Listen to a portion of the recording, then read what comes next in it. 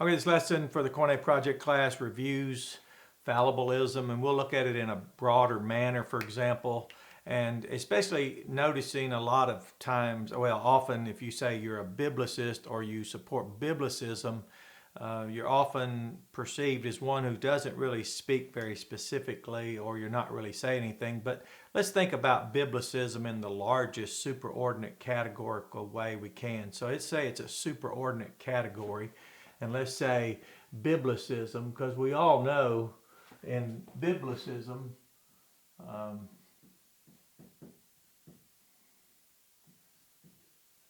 we're looking at a Bible-centered, and over here under Fallibilism, everyone, Biblicist, Calvinist, well, I'll just write it all down.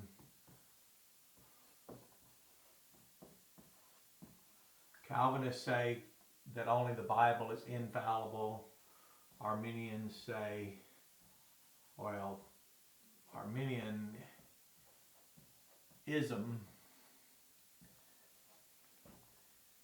and Lutheranism, of course. And then, of course, there's the one I haven't noticed much, Molinism. So, these are all fallible, even in their own confessions and assertions of the Bible. It alone is infallible. And then Biblicism is such a large category. So when it comes to soteriology, for example, you remember soteriology101.com, Dr. Leighton Flowers and all those colleagues with whom he is associated and working have their own called provisionism. And that's great.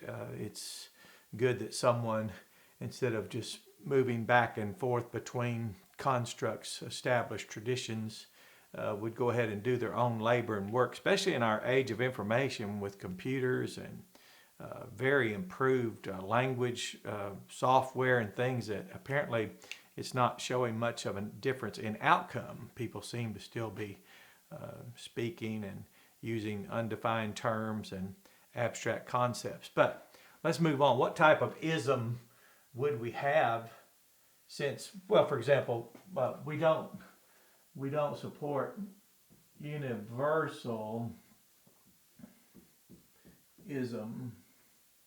The Bible doesn't, but neither does the Bible support any of these, because the Bible alone is infallible. So we've somewhat created our own dilemma, if you will. We've self-imposed our own responsibility and burden of proof, which, as far as we're concerned in this apologetic and outreach ministry called IamCornet.org, ours is to just simply evaluate constructs in light of the scriptures, not compared to each other, because that would just be endless futility, and you're really not wanting to learn necessarily. It's really, the test is, are you willing to take your construct, anyone that we know and we've all been primed according to particular constructs.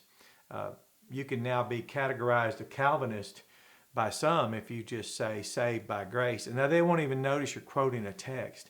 And you can also, if you have a high doxology and you magnify the Lord and lift him up according to the greatness of God, you can fall, because it seems like we're at the point of hyper branding. It's now ubiquitous. Everything, virtually every verse, every text. No longer do we just have Calvinistic verses and Arminian verses, as some people call those now.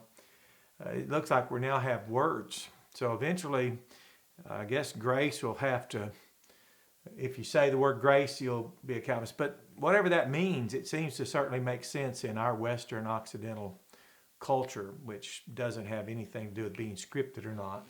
But let's move on. Do we have an ism we can discuss? Well, let's look at this one. Let's look at this one here. Evangel-ism. There we go. And you remember Paul said in Galatians 2:5,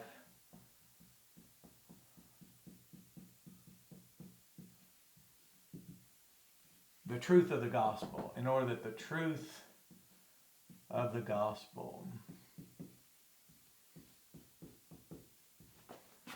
truth of the gospel. And he was referring to that it might remain through, that is, the conduit, the reality of it might not be barred or have any stumbles. So the word EV, those of you that use the language, that's correct. You can find that in Walter Bauer's Greek English lexicon. You won't find it, you wouldn't have found it years ago because at that time everything was hard copy, and it's such an expensive lexicon that 30 years ago when it was controversial, for example, in the seminary I attended, who could afford that? So most people had not noticed. Agathos is good. We usually say good. Kalos is intrinsic, excellent. And yet, if you use the language, look the words up, you'll notice this. Angel, of course, is message. Message, so correct message. And you'll find in a lot of I think it's Schaeffer has used correct quite a bit concerning the Bible. So as far as we're concerned as those using the Bible languages, correct would be our word for infallible. So we need the infallible gospel. The truth would be a good word, the unconcealed reality of the correct message. And Paul's saying that the legalists there in the letter that he wrote to those churches in Galatia, they were wanting to conceal the gospel, modify justification out from the faithfulness of Christ. They wanted to add something to a person who would believe into Jesus and to negate what Paul said by knowing, noticing, personally acquainted with, by being conscious of the fact that no kind of man is justified out from any kind of law. He said, even we trusted into Jesus Christ, or that we might be declared right out from the faithfulness of Jesus Christ. Now, the faithfulness of Jesus Christ is the definition of the righteousness of God. So far as those who practice Biblicism, we have Evangel-ism, the truth of the gospel, and we have in that letter the hinge on which all of Christianity and the history of great epics of Christianity have turned. Some teachers, Calvinist teachers, say that the book of Galatians and Martin Luther, 1517, he was actually the founder of the Reformation, or the whatever that would be called. He was the one that started it, 1517. So they say that the book of Galatians was a hinge on which the Reformation turned, and that was quite scary. Now that may be the case within that field here of this Catholic protest that took place by Catholics who protested, and they appealed to justification out from the faithfulness of Christ, or faith alone, as people say. Now you can go to, while we're talking that, faith alone.org and see the points of controversy. But now, for example, as a pastor of a church, what would I be doing? Speaking of, let's just look at 5 things here. 1, 2, 3, 4, 5. All right, let's take here the Great Commission. The Great Commission.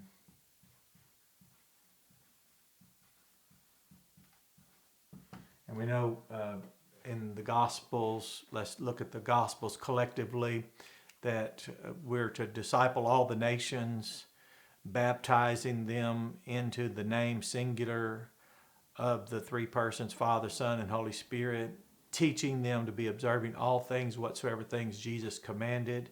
So the content of the Gospels is all that which Jesus' commandment refers to, all that he taught and did.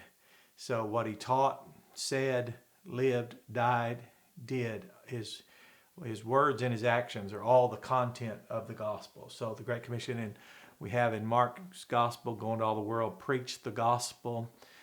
Even in Mark's ending where it says these signs will follow, we have something similarly stated in John where it says many other signs did Jesus do, but these particular signs in their contextualized narratives have been written and remain on record in order that you might deliberately cause yourself to believe that Jesus is the Christ, and as one who's believing, you might have life in his name. So the idea of miracles following, we take them everywhere. I really think it's interesting. We have scripted miracles, and yet there's controversies today over the other kind. So the Bible is very clear about the kinds of miracles that accompany and achieve the purpose for someone to believe. And those are scripted, and that's just a side note. But the Great Commission is about the gospel, the content of the gospel. So it's how we disciple the nations. So that's all gospel. It's all the nations, all the gospel. That would include the content of everything Jesus said, did, and of course the scripted miracles. Here we're fathered. 1 Corinthians 4:15, Paul said, in Christ Jesus he fathered them through the gospel. So fathered through, that word dia, it's that Greek preposition dia, it's through the gospel, so that the means, instrumental means, Paul said he in Christ Jesus as his ambassador preaching the gospel, that through the gospel these people were fathered.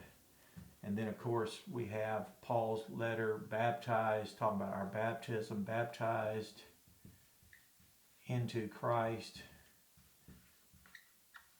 And in Ephesians, now that's Romans 6, let me just write that there. Romans 6, baptized into Christ. And then in Ephesians 5:32, he said, he spoke of Christ, that is the assembly. So for those of us who believed into Jesus, Galatians 2:16,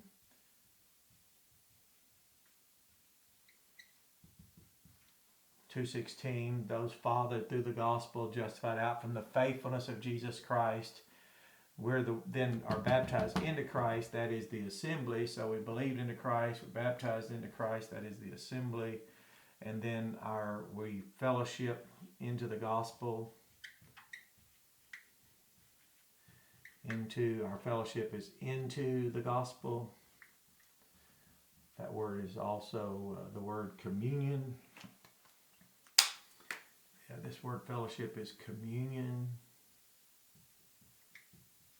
Our common union, that's what that's from. It's from koine. It's koinonia, but it's two parts, koine and union. So that's Philippians. You can look that up, 1:5. We'll look at that in just a minute. So we have believed into Jesus. We're justified out in the faithfulness of Christ. We're fathered through the gospel. We believe Jesus for everlasting life. Those who believe Jesus for everlasting life have life. Read the Gospel of John.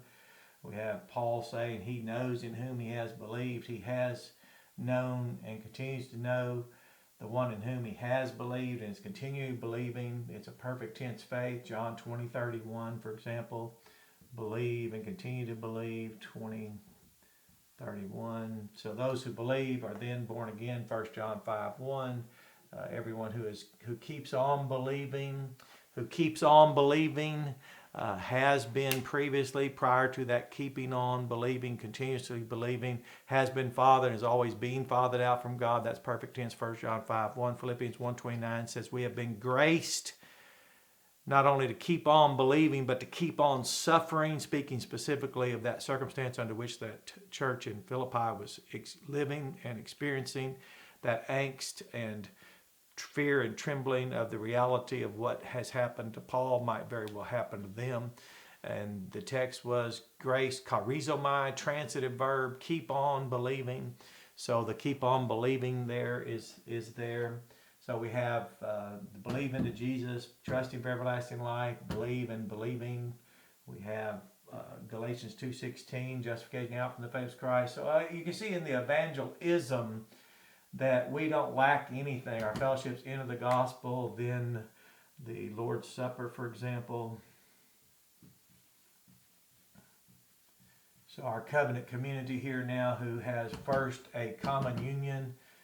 This common union presupposes participating in the Lord's Supper. We self-examine,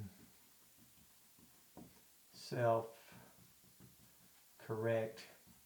And of course, by each one doing that, we're all subject to each other's correction. It's very much reciprocal. And that's to assure that we're all on level ground, if you will. You remember the sin in the church in Corinth where they were using their cultures, their social culture, the culture that taught them in social practices to even use dinners and outings and feastings as social status. So they were so anxious to get started, they wouldn't even wait on each other.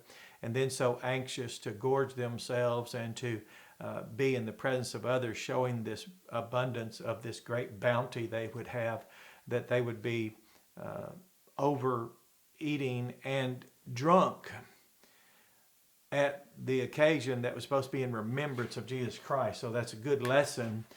So here we're to do it in remembrance of Him, in remembrance of Him.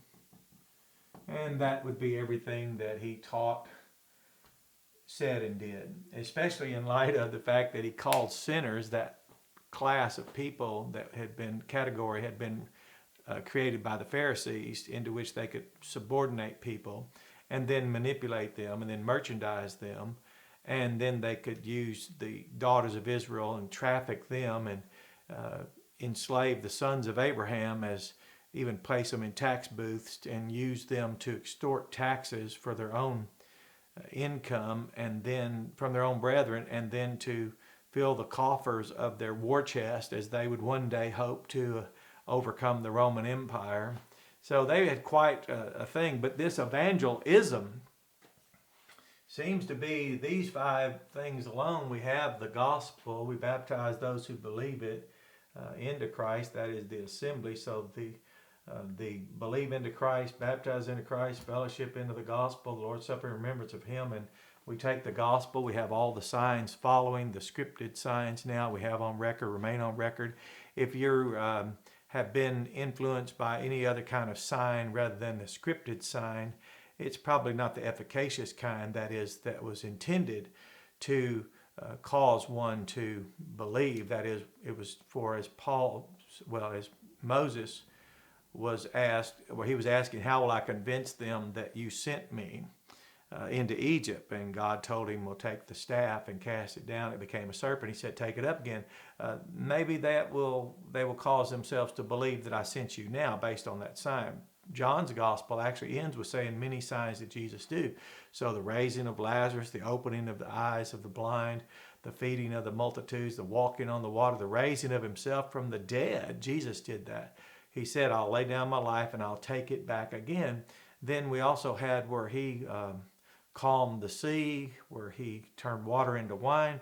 I don't know of what other Jesus would we ascribe the messianic credentials, or I don't know of another person who asserts himself as Messiah would have those credentials, and there's not. So that's why we have all this. So if we have an ism under Biblicism, it's our Evangel-ism, which takes care of preaching the gospel, takes care of reaching. And for example, if you say, well, what would you do if you're just evangelistic? Well, I can't remember. Okay, in biblical Hebrew, some of you started studying that. You remember in the Earth Ageism controversy, which to help you, sometimes you might want to remember when you tell your friend that we're dying 10 times faster today than they did before the flood, decay rates accelerated. It would help them if you would remind them of what we all knew as children, as our parents would try to explain to us why our household pet may be our dog. I had one named Rocky and another one named Spot. My dad had a hard time explaining to me how he was aging 7 times faster, so that every time a year passed, he would say, well, Spot is now 7 years older. Well, that was very distressful to me. So in that debate of young versus old, and people want to ignore the Bible of 1,000-year lifespan, and now we're approximately 100 years today, and decay rates accelerated and all that. And they say, well, the gospel begins in Genesis. Well, let's look at that. And let's see if the gospel begins in Genesis. And let's go to Genesis 1:1, for example. 1:1, and let's just take the first word in the first book or the first chapter of the Bible. And I know you've seen this before, you all who are working on it. You have this word, and I'm sorry about my version of Hebrew, but this is some of my throwback to when I was in school. And I'll just go ahead and write the second word also. There we go. And you see what I did? I omitted my letter here. I have to make room for my olive. There we go. And there's my shin. You say, well, that's a mess. How do I understand that? Well, in pictograph, that is in the Paleo-Hebrew, they call it. First, let's notice these three letters in Bereshith. I'll just write it down here. In Bereshith, notice something very similar here to these letters. The first three letters in Bereshith. Notice that. There we go. In Bereshith, notice these first three letters are all the same. This is the word he created. This is in beginning. You have in, and then we have this head, that symbol for head, a prince. This is also a picture of a plan or house. It's also the second letter in the Hebrew alphabet, and it stands for son. Aleph is the first letter, stands for God. So the Son of God, Prince of the house, head of the house. This here, shin, is the idea of violence, and this is the picture of hand, and this is the picture of cross sticks. So what would we miss as those who practice Biblicism and have as our ism, Evangel-ism, rather than Calvin, Armin, Luther, or Molina? We have Evangel-ism. We have the truth of the gospel, the correct message. So we have the veracity, the emphasis on the infallible message. Paul, in the entire book of Galatians, was to assure that the truth of the gospel, its infallibility, its correctness, not be thwarted. Now we come to Genesis 1:1. We have the very verb create is Son of God. We have the Son of God by the hand of violence is crucified right there. There it is. And I wrote this in red only for emphasis, but you can study Paleo-Hebrew and ask yourself, well, why wouldn't we be more interested in Jesus in the first word of the first book of the first chapter of the Bible than in why our dog dies faster than we do? Well, he decays faster. Okay, so why is there a controversy? It's not. It's constructs over Christ can often become the case.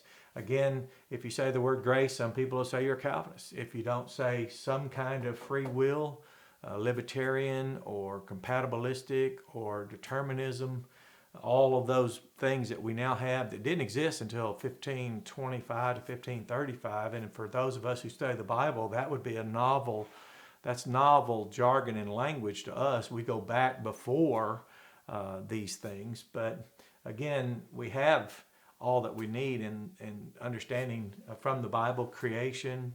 We understand that duration of something and the rate of its decay are two different things. The amount of decay, growth rate, decay rates are totally different. We know Noah was literally 500 years old, began to build an ark, yet he didn't look any more decayed than a 50-year-old today. So he was very viable and could function, and we know no one lived outside the 1,000-year day. But again, how did that overtake the conversation about Christ? So constructs over Christ, jargon over Jesus, things like that. But that's why Biblicism and Evangel-ism and the truth of the gospel is so important. And why I put faithalone.org up here, because it's really worth your reading to go look at the points of controversy here. That's really something, because you have Dr. Bob Wilkin has debated the leading Calvinist in all the world, probably among the most scholastic gentlemen I've ever known of and heard of, Dr. James White.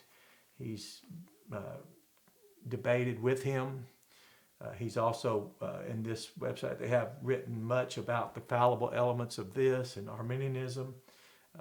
So if you want to see points of contention, they're there. And he identifies himself as a Biblicist. Soteriology101.com, Dr. Leighton Flowers identifies himself as a Biblicist. Now, you're just placing a lot of work on yourself. But in this class and for this outreach, this is a ministry of Landmark Missionary Baptist Church. So I'm just teaching you all as those who, the majority of you here, fellowship here. And our fellowship is into the gospel. So we believe into Jesus, baptize in Jesus, fellowship into the gospel. The Lord's Supper is in remembrance of him, and the Great Commission is take that gospel. Couldn't be any more, couldn't be a better ism. So if we have this greater responsibility as the Lord's churches, some have mocked perpetuity of the churches, actually prevalence of the churches. It has to do with the primacy of the integrity and truth of the gospel. So our believing that Jesus has been faithful to watch over as a good shepherd his flock and those numerous sheepfolds he has, flocks all over the world, strategically localized, and that he's the head of every church, multiple churches, and each one enjoys Jesus Christ fully as their head, and each church, according to the Bible, is his body. It's all because of this, and we're the pillar and the ground of the truth, and that truth of the gospel is central to everything we do, whether it's our being fathered, whether it's our being baptized, whether it's we being fellowshipped, or whether it's we self-examining, self-correcting to purge out those social orders and cultural norms that find us in a hierarchical system.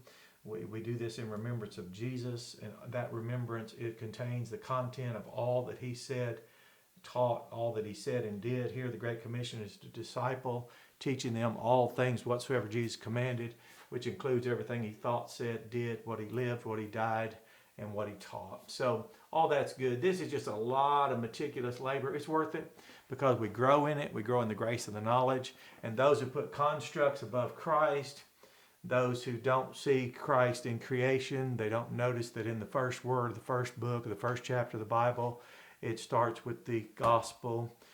Actually, the word create, the verb create is the Son of God. He's the creator. The book of Romans says that the creator is revealed. We can see Jesus is the one, John's first chapter of Gospel of John. But anyway, that's enough to make the point. You can go look these things up. Philippians 1:5, our communion, our fellowship, which is before, and go to Acts 2:42. It says steadfast continuance in the apostles' doctrine and in the fellowship and in the breaking of the bread and in the particular prayers. So you have a blessed day and enjoy this lesson.